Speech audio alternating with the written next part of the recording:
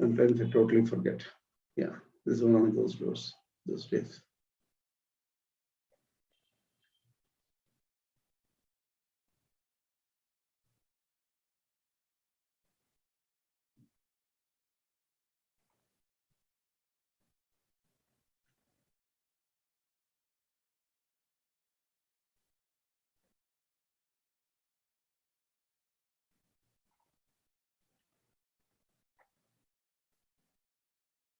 Thank you for reminding me. That's very good. So let me share my, okay, share.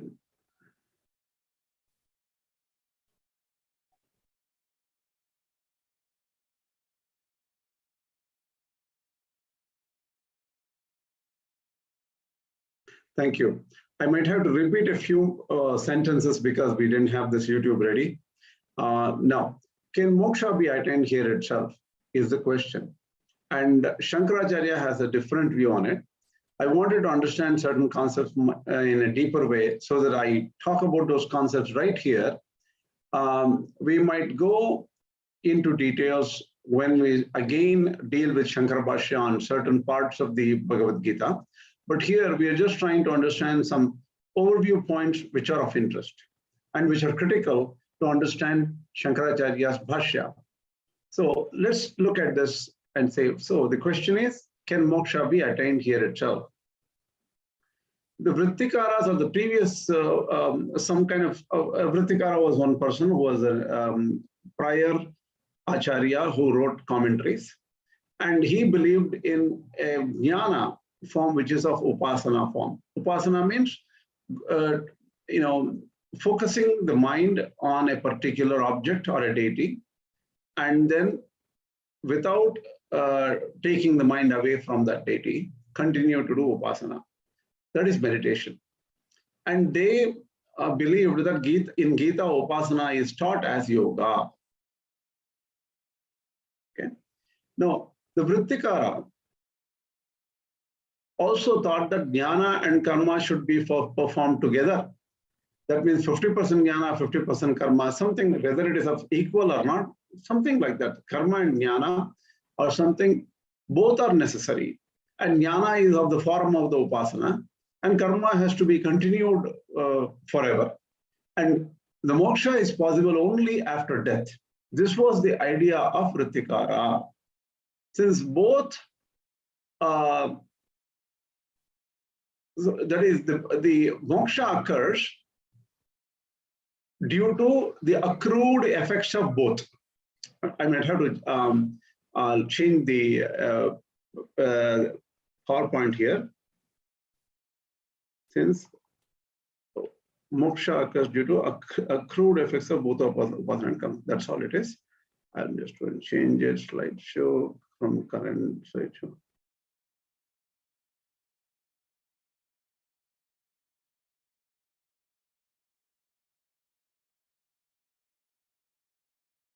So, Vrittikara believe that Upasana and karma yoga, Upasana and karma have to be done together. And Upasana is same as Jnana. So, moksha occurs due to accrued effects of both Upasana and karma. That only happens after death. That was their view. Now, Shankaracharya said, moksha is nothing but falsification of samsara.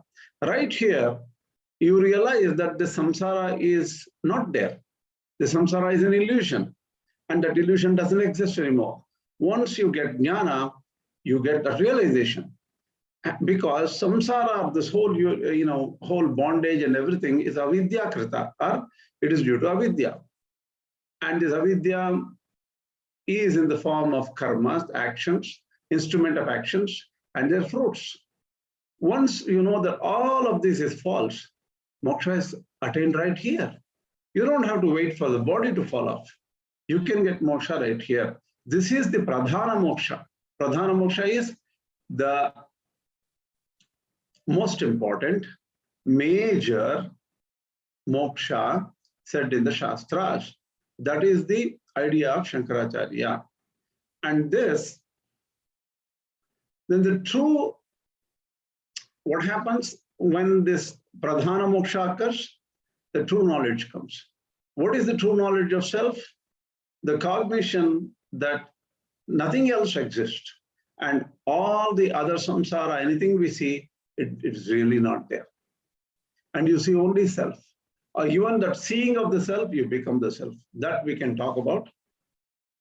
Now, here I mentioned just one point. What is mentioned in the 8th chapter, and also other chapters where moksha is being achieved posthumously after death, cannot be the main moksha. See, this is where I sort of thought that where is this concept hidden in the Shankara Bhashya? And I wanted to go deeper there so that we don't get into this trouble when we want to understand this concept. This is very fundamental because Shankaracharya takes a different route regarding moksha. At this point, any questions, any thoughts? Because I want you to understand what I'm telling you, because the next few shlokas will be clearly Sanskrit oriented. I will be explaining several shlokas which are related to the information given here. So before we go into heavy dose Sanskrit and explanation of Sanskrit shlokas, I want to stop here and ask you, you have any doubts? Let me stop here, stop sharing. Okay. Tell me if you have any doubts till now. This view of Vrittikara, that moksha occurs after death, is it purely based on the Gita itself? So that we cannot say, because see, you have to understand that pretty much all acharyas agreed that Gita is a summary of the Upanishads. And Brahma Sutras also give you a guidance to understand Upanishads. This is common understanding. And I'm sure Vrittikara would have considered Upanishads, Brahma Sutras, and Gita together.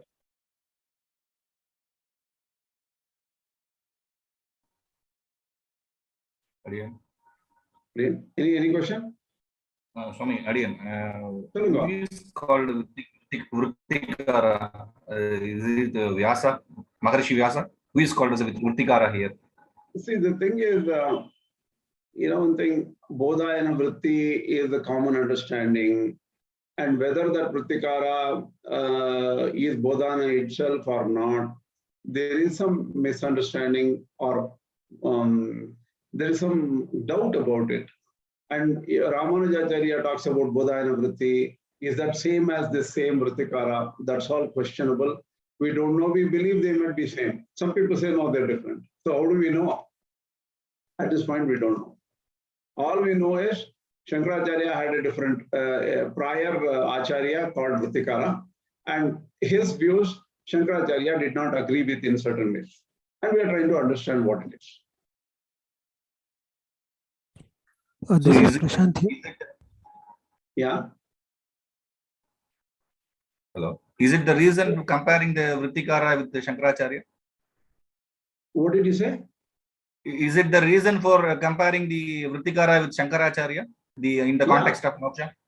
Yeah. See, the thing is, what we are trying to do now is we are trying to understand certain concepts in Shankara Bhashya. And these concepts are very critical because within, concepts of what is Jnana Nishtha in Shankara Bhashya. See, these words are not common to Ramanuja Bhashya, Madhva Bhashya, and Shankara Bhashya. The same words mean slightly different things, right? So you need to have a very clear understanding of what is this Acharya talking about when he says Jnana Nishtha. And when he says yoga, what is he talking about? The term yoga is used by Lord Krishna himself in very, very different ways, right in the Bhagavad Gita. Similarly, the word Brahma is used differently. So each Acharya has got a flavor for these words and they understand it differently. Here what we are trying to do is, we are trying to understand concept of Shankara Bhashya clearly, and concept of Shankara Bhashya particularly regarding is the moksha attained after death, or right here. And what does Bhagavad Gita talk about moksha attained after death? And how do these acharyas understand this concept of moksha after death, and as well as moksha right here? These both concepts are there somewhere hidden in the Bhagavad Gita. Shankaracharya has a strong view regarding this. This is very different from Ramanujacharya's view. So we need to understand Shankaracharya's view very clearly now. Only because we are not understanding Ramanujacharya's view here at all. We have already gone through the overview last time. And the overview is sufficient. We know how Ramanujacharya understands Bhagavad Gita in a way. But of course, we are going to go to details. The details are very important. I was thinking Bhagavad Gita is a very small 700 verse stuff. What is the big deal about it? Honestly, it's one of the most profound granthas ever possible. If you start thinking about each Acharya's view separately, how do they fuse together? How do they come together? What is the real heart of Lord Krishna's words? These are complex issues. And once you get, only Lord Krishna can give you. You can translate Bhagavad Gita into 1 language or 5 languages or 400 languages, it doesn't matter.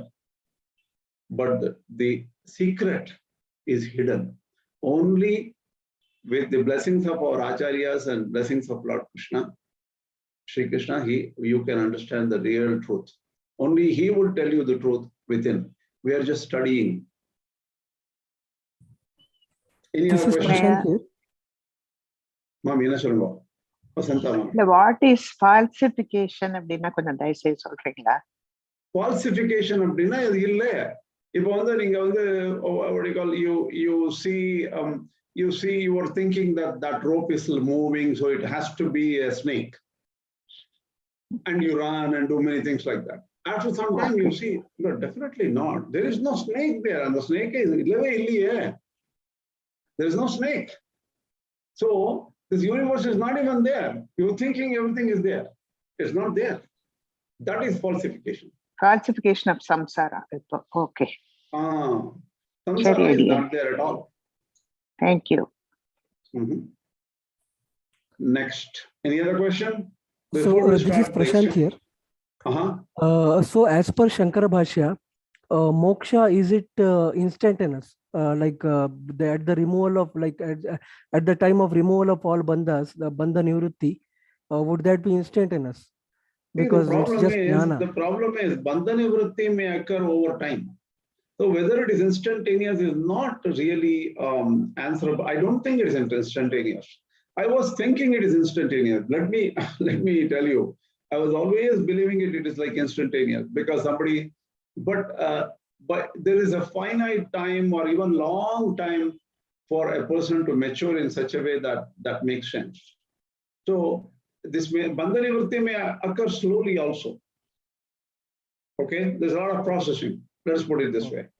So bandha nivrutti may not be instantaneous. Okay, thank you. Yeah. One more. Oh, sorry. Sureshji, I will come to you. First question, is the priority is now 1 question per head on the first round. I'll come to you after this question. Hemaji, go ahead. Okay, so both, why are we talking about moksha after death? Because if everything is false, so there's no such thing as birth or death, right? Correct. Yes. There's nothing called birth or death. Hence, for Shankaracharya, Pradhana Moksha is only realization here. That's correct. That is what is Shankaracharya is about. That is why Shankaracharya is not interested in this moksha after death concept at all. But the traditional acharyas, both Madhvacharya, I'm not 100% sure about Madhvacharya's views on this, okay? But Ramanujacharya says, yes, there is the karmas can become very small and almost go away here. But the real moksha occurs only after death. Pradhana Moksha only occurs after death for Ramanujacharya. Okay. And Archiradi Margacha, the Charama Deha Viyoga, the last body giving up, and one going through Archiradi Marga, and finally going through the orb of the sun, and going to Vaikuntha, and not coming back. These are all concepts in Ramanuja Bhashya. And in Shankara Bhashya, the concepts are different. And that is what we are going to discuss right now, today. Okay, so there's no concept of Paramapada, Vaikuntha in Shankara Bhashya? He will say yes for all those things, all of the above. Paramapada is there, yes. Vaikuntha is there, yes. Archiradi Marga is there, yes. Krishna, what do you call, he is in the form of Vaikuntha Nathar on a Adishesha, Garuda, Ananta, all these people are, all these Nityasuris are there, yes, agreed. He will say yes, yes, yes, yes to everything.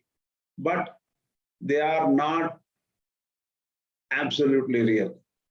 At the end, what is real is Vasudeva Paramatma, that is Brahman, which is Atman, which is only one, which is Nirguna, which has got no attributes of any kind.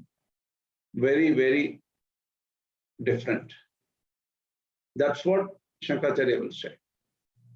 And such a Nirguna Brahman, who is beyond all this, when everything else is false, creation is false, death is false, birth is false.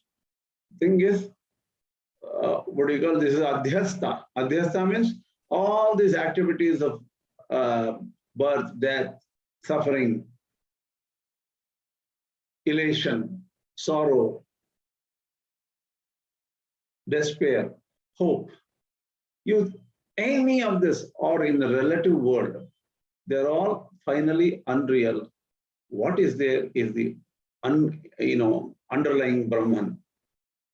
And even moksha, Saguna Brahma is also true. Is Saguna Brahma resplendent, powerful, Aditya Varna, the color of the sun? Yes. Finally, what? That which is beyond everything. That is what we're going to talk about today. All right? Okay, thank you. Okay, Suresh Ji, what is it? Yours is the last question, because we need to cover some materials today. We have eight slides to go. Tell me. Yeah, the question is, okay, there is falsification of samsara, everything, but still for a realized person, according to even in Advaita, a realized soul still can have bodily, problems and other things. So still there is the effect of Prarabdha karma. So how do they account for this then? See, the thing is, all they say is it's very similar. It's not that difficult for them. Prarabdha karma that is the last amount of small things which are remaining, which are binding. So pretty much everything is gone for them. That is, there is no effect. Like the Dagdha Patavata, like how somebody is wearing a cloth and the cloth is not there because it's burnt. The cloth is not doing the job of a cloth because it appears like a cloth. It's not there. His body, the Jnani's body appears to be there. Jnani appears to be running around just like us. But really speaking, the karmas have all fallen. It is like, in the movies, that somebody is bound. That is the hero. The bad people tie the hero with some kind of they put the handcuffs on him, right? But secretly somebody has passed the key to the handcuffs, and this guy uses his hand and then opens it using the key, and then opens it and keeps it, but still acts as if he is handcuffed, and he just holds his hand just like this. But the key has already opened the handcuffs. So when he has to hit back or something, boom, he will take a gun and start hitting. You see this? So the handcuffs appear to be there. For all practical purposes, they are not working. That's all. In fact, even in other views, what happens is one has to do sadhana here itself, and then only he will get moksha. In a way, even there also, one can say that one has already got or come to the point where he will be getting moksha. So it is in a way. Yeah, that's also true. Yes. But the thing is, Bhakti Yoga is said as aprayanat, right? Aprayanat means till the body is gone. The Bhakti Yogi has to do real aharaha, every day he has to do Bhakti Yoga, right? Aprayanat, till the last breath. So that is common for a Bhakti Yogi too. That is common for a person who may not Shankaracharya is separate, right? Shankaracharya has two types of moksha. That is why he says that moksha which is there after death is our moksha. That is lower level moksha. The moksha which is right here, realization, is the true moksha. In fact, in desirable one. In the Purusha Sukta, we say Amrutayah Bhavati. Correct. Exactly. That is why Shankaracharya says that is the real moksha. Atra Brahma Samashnute. Here he attains Brahman. So this is where Shankaracharya, he talks about two things, and that is what we are going to say. Where did Shankaracharya get this idea? In the Bhagavad Gita. We want to look into the shlokas which support this idea of Shankaracharya and why he takes this kind of a understanding. Let me show the slides to you now. 1 second.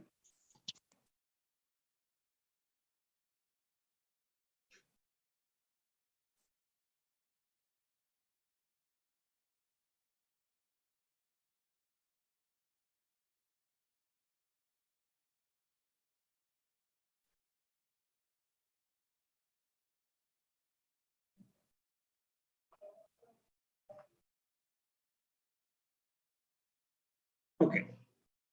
You see, this is the 6th chapter, 29 shloka, where Shankaracharya clearly says, this is where a person gets the Atmaikatva. Let us read this shloka clearly. We will go into much more detail some other day when we come to the shloka, but we'll get the idea here. Sarvabhutastham sarvabhutani chatmani ikshate yoga yuktatma sarvatra samadarshanaha. So the thing is, 629, what it says is, Shankaracharya's commentary, it says, Sarvabhutastham, Sarvabhuteshu Sthitam, it is there in everyone. Swamatmanam, that is his own Atma. Atma is everywhere, and it is inside every one of us.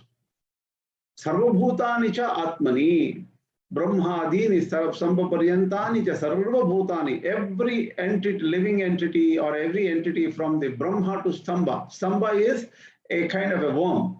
Brahma is the creator. All the way to the worm. All these Sarvabhutani Atmani. That is, they have in this one Atman, Ekatam Gatani, they have become one. The whole universe of experience, which involves the creator, Brahma, to all the way towards the worm here, all have fused together with this one Atma. He sees this. Ikshate, Pashyati. He sees this. Yoga Yuktatma. Who is, what kind of person can see it? Yoga Yukta, Samahita Antahkaranaha. His mind is calm. The inner organ, Antahkarana, is calm. Sarvatra Samadarshanaha. Sarveshu Brahmadi Stavareshu. That is looking at all the external things, from the inanimate to the animate, starting from Brahma.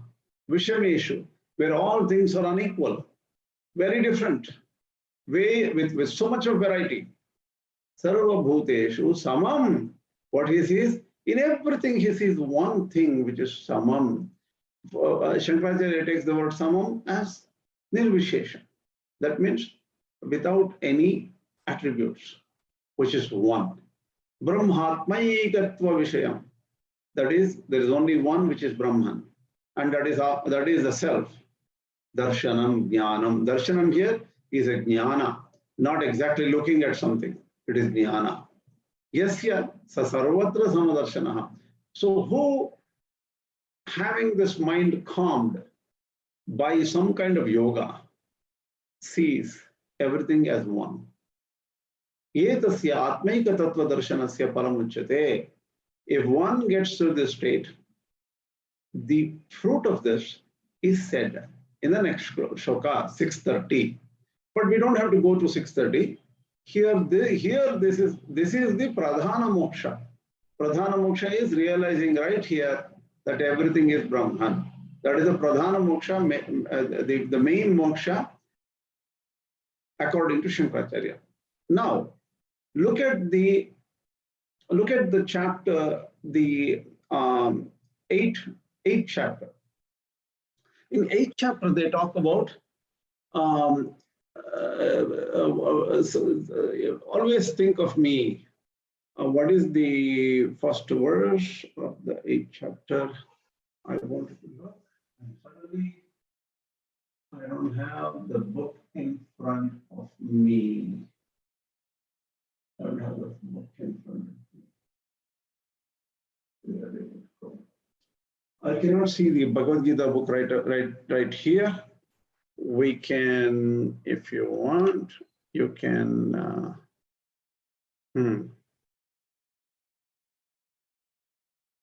Let me see.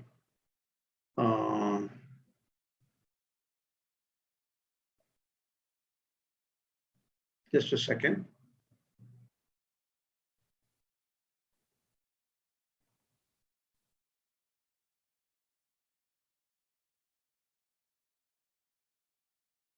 Okay, I'll show you.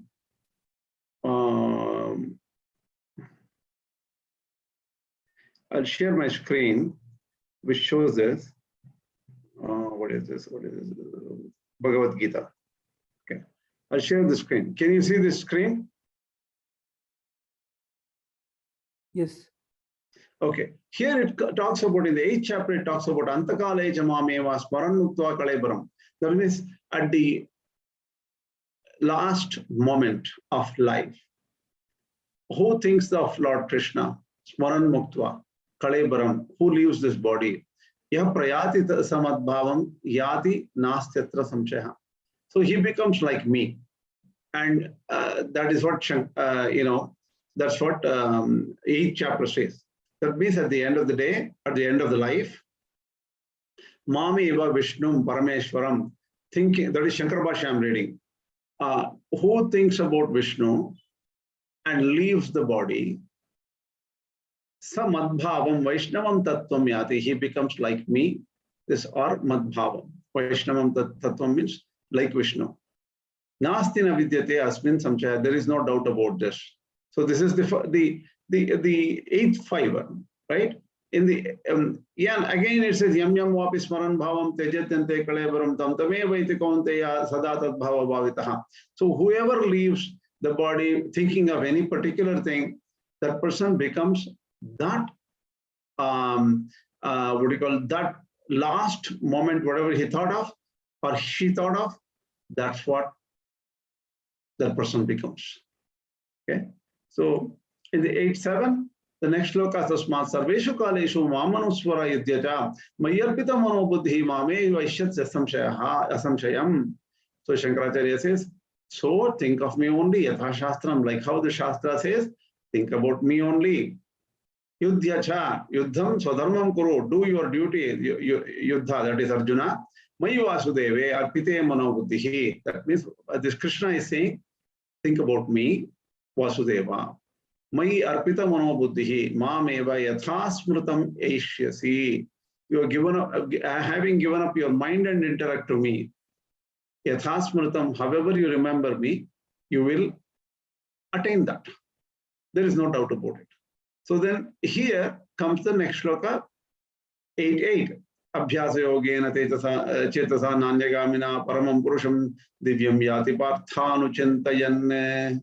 Here is the Abhyasa yoga which is said. Why are we studying this? Because the word yoga is said here. Okay, let me now come back to my slides. I'll stop share here and now share my slides.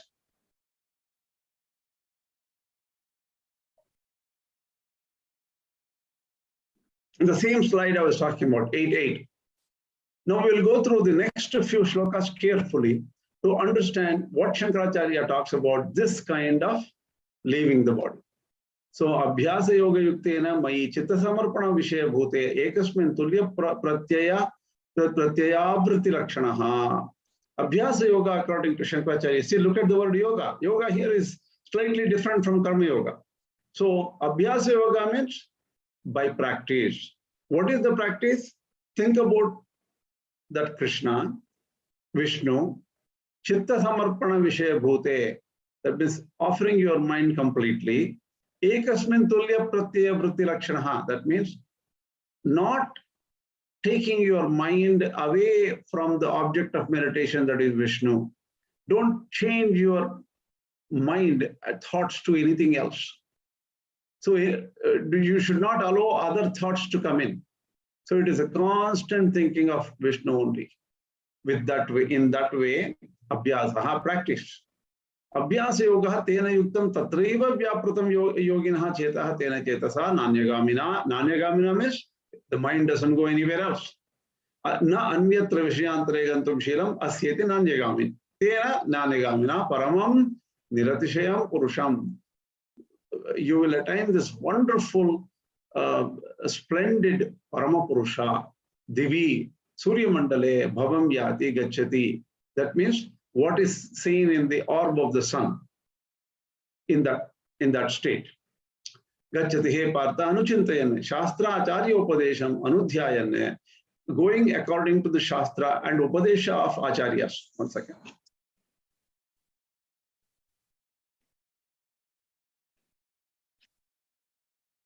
Anudhyayan ityetate. Kim vishishtam cha purusham yati iti uchate. What kind of person does he achieve? If he goes through this according to the Shastras, according to how the Acharyas taught him, if he thinks like this and dies, what happens? Now we go to the next one. Oh, I had put it in slideshow mode. I had to put it in slideshow mode. On this slideshow, sorry. I didn't put it in slideshow. Hold on. Okay.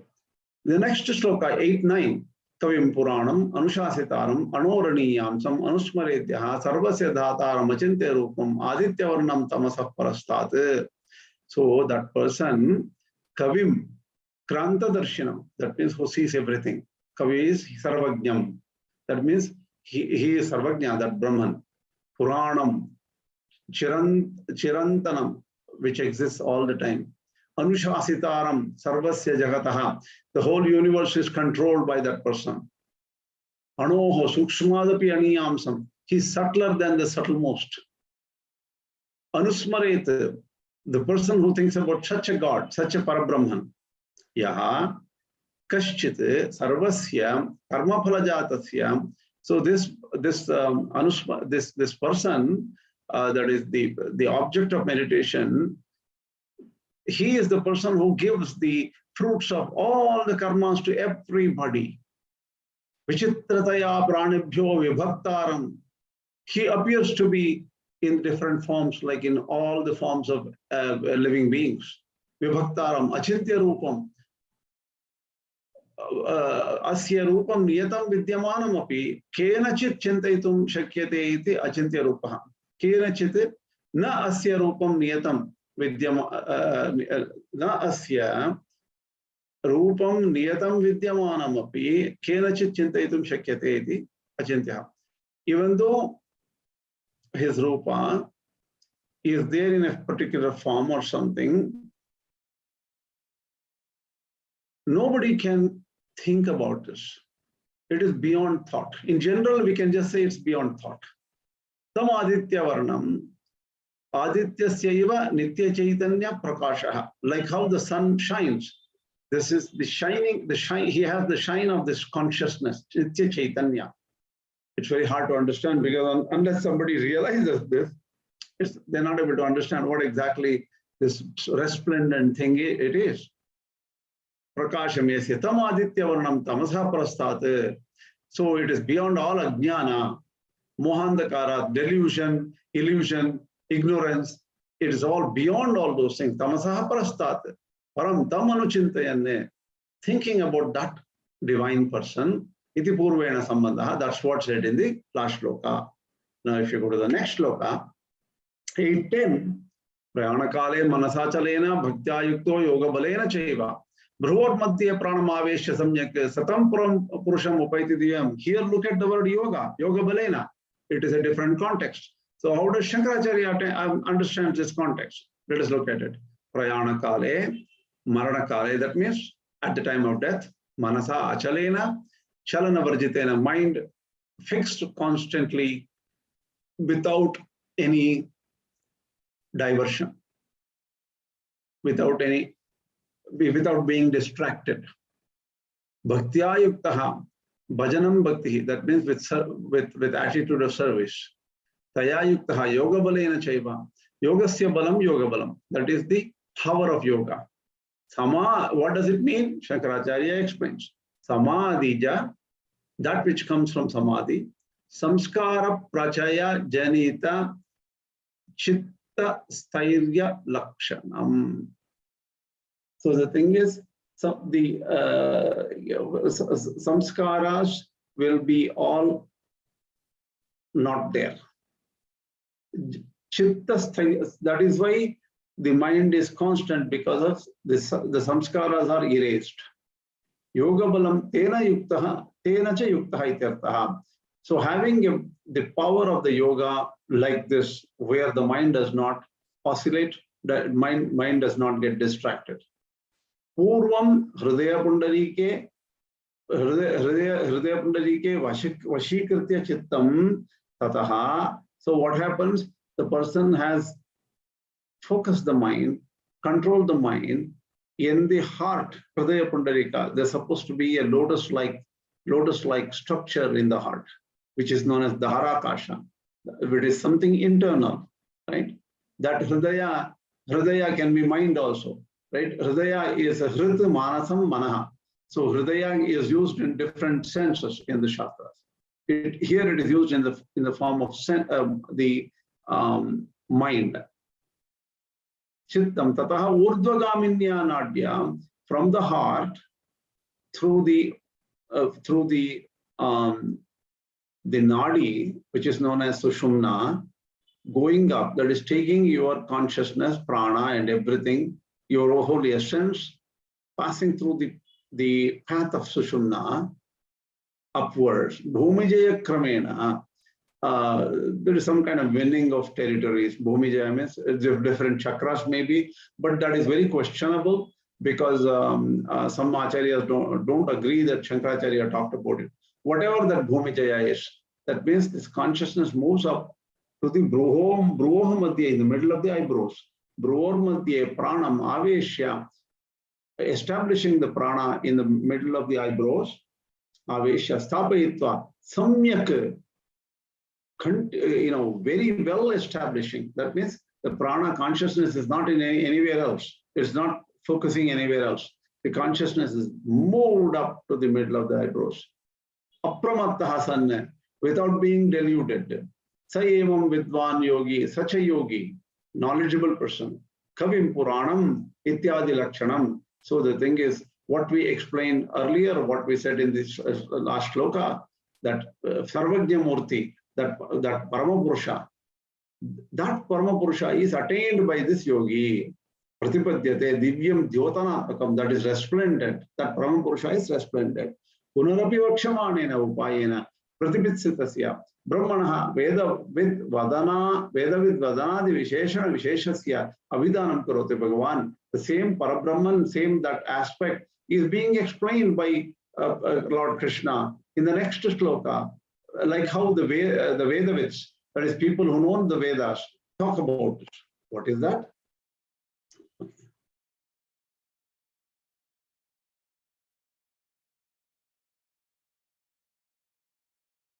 Here, the next shloka is Yadaksharam Veda Vido Vadanti Vishanti Adyatayo Vitaragaha Yadichanto Brahmajajyam Charanti Tate Padam Sangrahena Pravakshe. Here Shankaracharya says Yadaksharam means Naksharati iti Aksharam, that which is imperishable, Avinashi, which cannot be destroyed. Veda Vidaha, Vedartha Jnanaha, the people who know the Vedas, Vadanti Tadva. Etadaksharam Gargi Brahmana Abhivadanti. In the Brihadaranyaka Upanishad, it is said, Etadaksharam, Yajnavalkya says to Gargi, Etad Aksharam Gargi, this Akshara which is imperishable, Brahmana Abhivadanti. Brahmana talk about it, Brahmana respect it. Iti shrutehe sarva vishesha nivartakatvena abhivadanti. So that Brahman is talked about as sarva vishesha nivartakena, that which has no character, no attributes of anything. Abhivadanti. How do they talk about this Brahman? Astulam anano. The same Brahdaranyaka, I don't know why it is talked about as the same 3.8 to 0.8. We need to check. It says 3.8.8. So that is explained as astulam, not fat, anano, not minute. Like that, in a negative way, they describe this Brahman. Kincha, Vishanti, Pravishanti, Samyak Darshana Prapto. Once that person gets Samyak Darshana, their true sight, so Prapto Satyam, Yat Yataha Yatana Shilaha, Sanyasinaha, those people who do a lot of efforts. Vitaragaha, those who have one overall desires. Vigataragaha, Ebhyate, Vitaragaha. Yacha, Aksharam Ichantaha. So they want to understand this Akshara. They are interested in this Akshara, the imperishable. Jnatam iti Vakshasheshaha, Brahmacharyam Gurucharanti. To achieve that, they go to a guru and study under a guru. Satya padam aksharakyam padam padaniyam te tava sangrahena sangraha sanksheha tena sanksepena pravakshe katayishyami. So Lord Krishna says to Arjuna, that akshara, I will tell you what that akshara is. I'll tell you just a summary of akshara, what it is. That is continued with a lot of Vedic information here. We need to understand a little bit. We'll just read it quickly what it is. Tayo havai tad bhagavan manushyeshu prayanantam omkaram abhidhyayita katamam vavasatena lokam jayatiti. Some people, that is, look, this is in the Vedas. There's people, some people, meditate on the Omkara till the end of their life. Prayanantam. What loka do they get? Where will they go? Tasmai sahovacha etadvai satyakama. So this question was asked by Satyakama, and so the Guru tells Satyakama, Parancha Parancha Brahma Yada Omkara. There are two aspects Omkara can take you, the Param or Aparam. Param Brahma or Aparam Brahma. Ityupakramya, after talking about this, Yapunaretam Trimatrena Omit Etena Iva Aksharena Param Purusham Abhidyayita. This is in the Prashna Upanishad. I think Pipalada is the person who talks in the Prashna Upanishad. So, Punaretam Trimatrena Omit Etena Iva Aksharena Param Purusham Abhidyayita. If you only talk with three matra is, matra is, one thing is one matra, is one matra, is two matra. They say that is three matra. So trimatrena omityena aiva aksharena, with the om akshara, those who meditate with three matras, Param, who meditate on Parabrahman, Sasamabhiruniyate, he will be taken with the Samagana, Brahmalokam, he goes to the Brahmaloka. Ityadina Vachanena, all these Vachanas, the words of Shastras are there. Anyatra Dharmat, Anyatra Adharmat, that which is different from Dharma, that which is different from Adharmat, is it Upakramya? This is in the Kathopanishads. Upakramya, Sarve Veda Padamamananti. In the Kathopanishads, they say all the Vedas talk about this pada, or this state. Tapamsi Sarvani Yadvadanti. All the people who, all the tapas is directed towards this pada. Idichanto Brahmacharyam Charanti. For what everybody goes through the Brahmacharya. Tate Padam Sangrahena Pravikshe. That state, I will tell you, Bravimi Om Etat, that is represented by the term Om. That is what Kathopanishad says. Ityadibhishcha Vachanaihi Parasya Brahmanaha Vachaka Rupena So the thing is, the term Om refers to Parabrahman. Vachaka is, it denotes Parabrahman. Pratimavat Pratika Rupena. It also like Pratimavat is Pratima is a deity, right? Through the deity you reach the Parabrahman. Pratima that is known as Pratika. So Pratika Rupenava Parabrahma Prapti Pratipatti Sadhanatvena. It will help you to reach Parabrahman. Manda Madhyama Buddhinam. All this meditation process, what we are talking about in this whole context, is only for the ignorant or medium knowledge people, not the Uttama Buddhi, not the high level aspirant, middle level aspirant, or beginning level aspirant who don't have good mind, who don't have good intellect. Vivakshitasya Omkarasya Upasanam. So Omkara Upasana is said to the lower level aspirant. Kalantare Mukthyapana Muktam. After a long time, they will get moksha. Yat Tadeva Ihapi Kavim. That is same thing is said in the Bhagavad Gita in the chapter 8, 9th shloka. Kavim Puranam Manushasitaram. Yadaksharam Veda Vido Vadanti. In Gita, again, same thing in 8:11. It is said, Iticha Upanyastasya Parasya Brahmanaha Purvakta Rupena Pratipatyupaya Bhutasya Omkarasya Kalantara Mukti Phalam Upasanam Yogadharana Sahitam Vaktavyam. Yogadharana means this is said with the method of Yogadharana. That means Dharana means keeping an object of meditation in your mind is known as Dharana. So in this Yogadharana method is said here, Prasaktanu prasaktam cha yatkinchate ityevam artaha uttaro grantha arabhyate. The next shloka talks about this yoga methodology, which is related to this, all these things said in the Upanishads. And the same thing is being said in the Bhagavad Gita, according to Shankaracharya. The next shloka says, Sarvadvarani samyam manohri niruddhya Murdhnyadayatma pranamastito yogadharanam. Again, see the word yoga.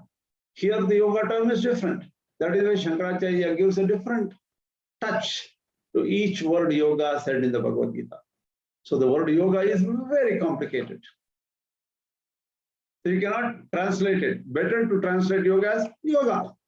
You can't say anything more. Dharma is dharma. So here yoga, Shankaracharya takes it as Sarvadvarani, all the pathways, that is indriyas, if controlling everything, mind and senses. Uparabdotani sarvani samyamya, samyaman kritva, manaha hridi, hridaya pundarike, that is in the heart. Focus your mind. Nirodham kritva, that is control your mind. Nishprachara mapadya, let it not spread.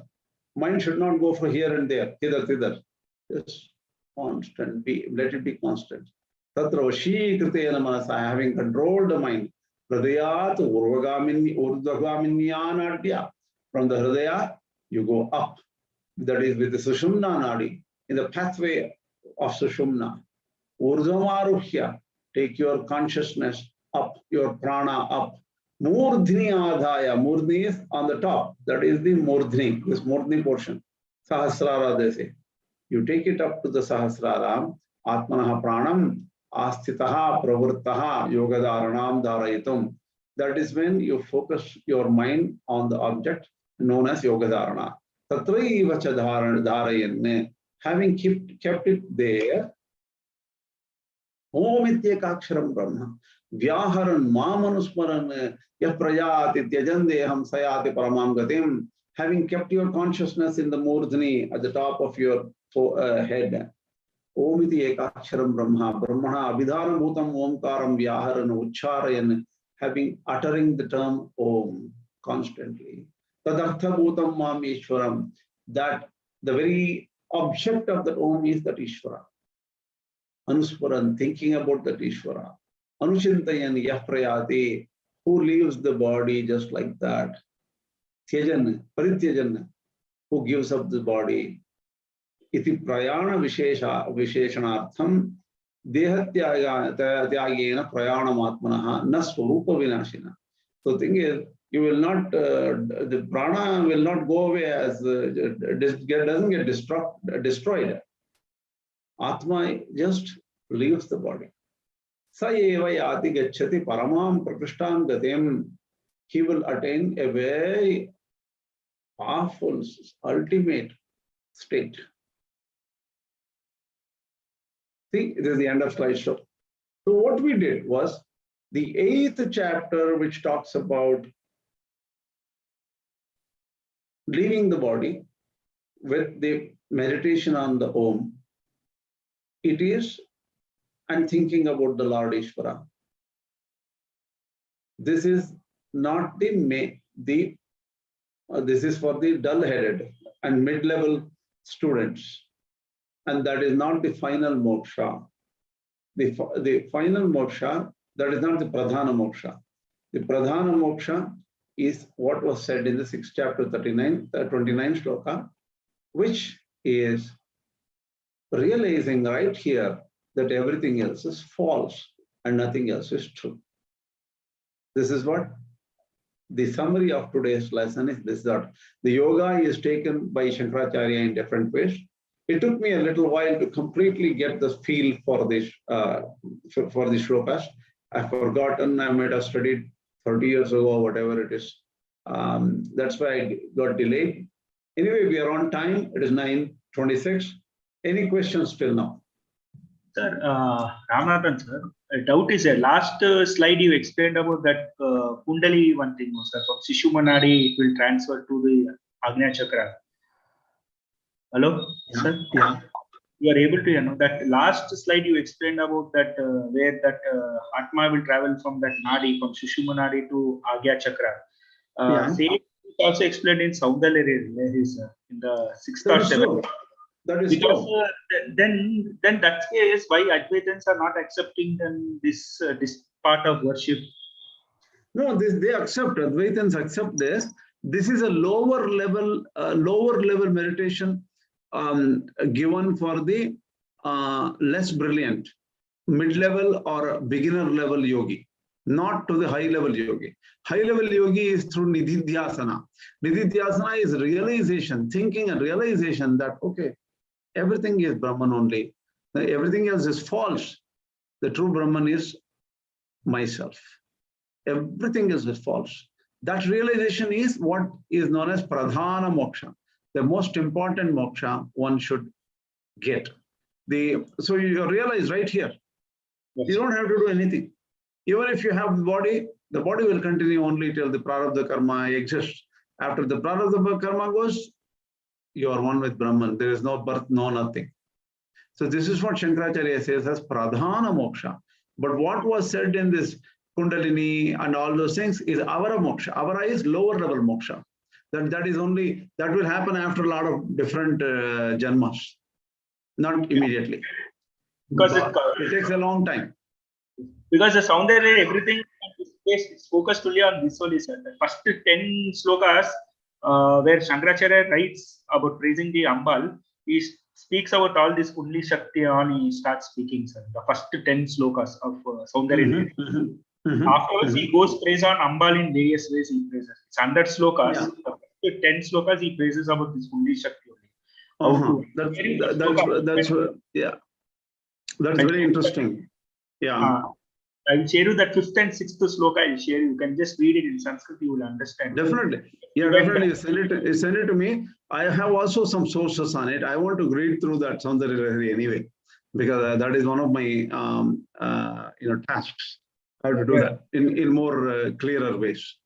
Because I was been attending that Saundarya Lahari class from Bhaskar Prakasha, sir. Just last month. Every day they teach two slokas they teach and they give the synopsis of that sloka they give. Because coming May is Shankara Jayanti, so we have to recite that 100 slokas. So, okay. So the Shankara Jayanti and Ramanuja Jayanti comes almost at the same time, right? And a couple of days away, or just same day. I don't know. Learning that sloka from Sunday to Thursday. So every day two slokas they teach and they give you. the synopsis of this sloka. So there this came across. So coincidentally, you also brought this picture that Kundli Shakti. Definitely. Yeah. I'll say. I have one question. Yeah. Regarding this 8.13. Yeah. If I am correct, this is actually in the context of Akshara, right? From whatever you were telling. So yeah. Akshara for Shankaracharya, if I am correct, is none other than Nirguna Brahman. See, Akshara can be used in both. In this sense here, Akshara means that which is imperishable, right? Yes. Yeah. So the terms can occur on both Saguna Brahman and Nirguna Brahman, both are Akshara. Okay. Now, does it mean that in the 8.13, he says one who is intent on Akshara, he is actually thinking about the Ishvara there, according to the commentary. Yes. So at the, I mean, when he's in that state, exactly what happens then in this thing? Does he reach Akshara there after that? See, here, that's a good question. What is this? Here is 8.13, right? Here it says, Omityek Aksharam Brahma Vyaharam Namanaswanam. So 8.3, what do you call Saha Yevam Yati Gachati Paramam Prakishtam Gatem. He attains a high level. Paramam, ultimate high level. That's what he says, right? But that should be only checked out in. Can you see my screen? Yes, I will see. What are you seeing?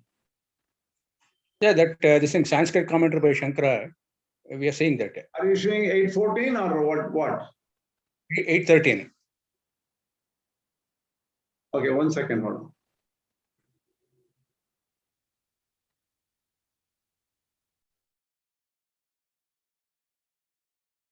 See this one, 8.14. See, for Shankaracharya, it is all same. Na anya vishay jetaha yasya soyam ananya chetaham yogi satatam sarvadasa mam parameshwaram smarati nitasha who remembers me satatam iti nairantaryam always nitashaha dirghakalam saha na shanmasam samvatram vakim tarhi yavat jivam nairantarya. As long as you live, not 6 months or 1 year.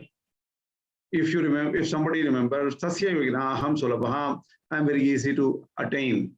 Nitya Yuktasya Samahita Chittasya Yoginaha Yataha Evam Ataha Ananya Chetaha Tan Mai Sada Samahitaha Bhavet Tava Saulabhyana Kim Syat Ichitade Shrunat. So he just continues in that way. It is only Ishvara there. Ishvara, Krishna only there, right? And what is by reaching me, you will not get dukhalaya shashvata. So thing is, by reaching me, you will not go back. You will get permanence. That's what the next sloka is. So for Shankaracharya, this is slightly different, right? And again says, Abrahma Bhavanam Lokaha Punaravartino Jana, all the words will come down. That starts with Brahma, but whoever attains me will not be destroyed. So here, Shankaracharya takes it in the same way and goes further. We'll come to 8th chapter later. Yeah, because it is because once he actually concentrates on Ishvara and attains Ishvara, still does he continue the view that he is attaining something lower than the whatever he told in 6th chapter? Yes, because Paramatma Prapti, Saguna Prapti is lower than the Nirguna Prapti. There, in the Nididhyasana, he can attain directly here itself. That is higher moksha. This is all Saguna Prapti, whatever is attained through bhakti and everything like that, Saguna Prapti is all lower moksha. Krishnaji, if I can add a small thing here. Yeah. This is Sudarshan. In Tattva Bodha, Shankaracharya divides Maya as Shuddha Sattva, Shuddha Rajas, and Shuddha Tamas. And then in Shuddha Tamas is where all the Panchabhuta is and the Panchikarnas that happens, and then all the manas and everything else happens, and then the body that is Jada Prapancha, and then the Anta Prapancha happens. It's all in the Shuddha Tamas portion of it. And the Shuddha Tamas portion is what Jiva is, and then Shuddha Sattva portion is what the Ishvara is. So long as everything in Ishvara or Jiva or all the Panchabhuta is being discussed, it's all being discussed at the Maya level. That's what he says in Tattvaboda. So wherever the word Ishvara comes, we are still talking about... Is Atma Bodha or Tattva Bodha? Tattva Bodha is written by who? Written by who? Tattva Bodha. Tattva Bodha class, like when the one I attended, Shankaracharya. I have to check that work, Tattva Bodha. I have seen Atma Bodha. Tattva Bodha I have to check. Yeah. Yeah, so that's how he talks about it. So that makes it easy if you look at it that way. Then everything is categorized under Maya, that side, and then and then as long and then the same concept when it extends further. So he says, like, there is nothing to achieve because it is already achieved. That's what he says. Exactly. So the thing is, there is not something to practice something or upasana or karma or something. It cannot be achieved. Right? It is no action can achieve Brahman. It has to be realization of the jnana realization only. That's the main point. It's you just basically, like, the simplest way of saying it, how they explain it is like you just slide into it, like you don't achieve it, you just exactly. It just happens. You don't, oh, I got it, I went to the Everest, last step, I got to the Everest. Not like that. No, because anything that is to do with the manas, buddhi, ahankara, it's all part of the Maya side. So exactly. That and anything achieved then is part of the Maya side. So it's more like a dissolution. It's like a dissolution and it's gone. Yeah, that's it. Okay. Hopefully I didn't confuse more folks. So. No, that is true. See, this is one, everybody has to get used to this concept of Shankaracharya, right? Yeah. That's correct. Yeah. Thank you. Okay, namaste. This is Prashant here. What's up? Tell me. Just one query from lecture 26. There we discussed about like one person who needs to go towards light from darkness. He has to understand both avidya and vidya. So contemplating on avidya and vidya, it seems that avidya refers more towards the perishable entities, anitya, and vidya seems to be more like the permanent entity, Brahman. So see, that Jnana Karma Samuchaya portion, what you brought in, that was in the Ishavasya Upanishad. Vidyancha, Vidyancha, Yadveda, Ubayam, Saha, Avidyaya Mrityum Tirtva, Vidyaya Amrutam Ashnute. See, that is a very hard shloka to understand. See, only when we go through the Ishavasya Upanishad in great detail, you will understand. Shankaracharya disagrees and has a very different view in that particular shloka. There, the definition of vidya and avidya are totally different, not the way you are thinking at this point. Shankaracharya has used it, so to contain, see, that is one of the toughest shlokas in the Ishavasya Upanishad. And Shankaracharya has a very unique view there. And whether you agree or whether you disagree, it doesn't matter. That's what Shankaracharya has said it there. Because that shloka apparently supports Jnana Karma Samuchaya. And Shankaracharya does not want to agree on it. That's why he takes a very different view on it. Okay. And one more thing about the liberated state or moksha. It has always been there. It seems it has always been there because that's the state of Brahman. It's just that there is a veil of avidya. So once it is removed, it's only moksha. That's all there. Exactly. Yeah, same. Okay, correct. All right. Thank you. Thank you.